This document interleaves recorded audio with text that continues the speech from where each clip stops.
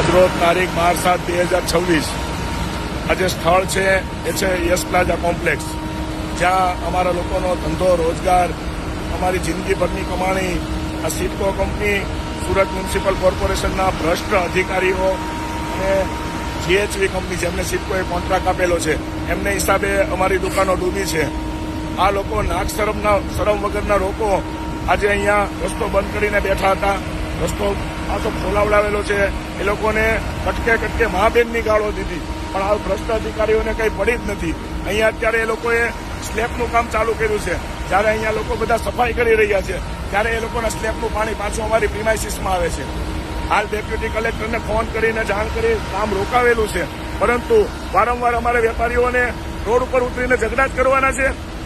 હર્ષભાઈ સંઘવી અહીંયાના deputy CM અને ગૃહમંત્રીને મારે કડક શબ્દમાં કહેવાનું કે શા માટે તમે સિડકો કંપનીને અને જીએચવીના ભ્રષ્ટ કોન્ટ્રાક્ટરને જેલમાં નથી ઘુસાડતા?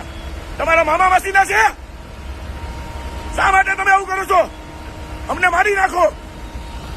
અમારે કામ ધંધો કરવાનો કે આની પાછળ રોજ ઉઠીને ઝઘડા કરવાના? શા માટે તમે નથી કરતા?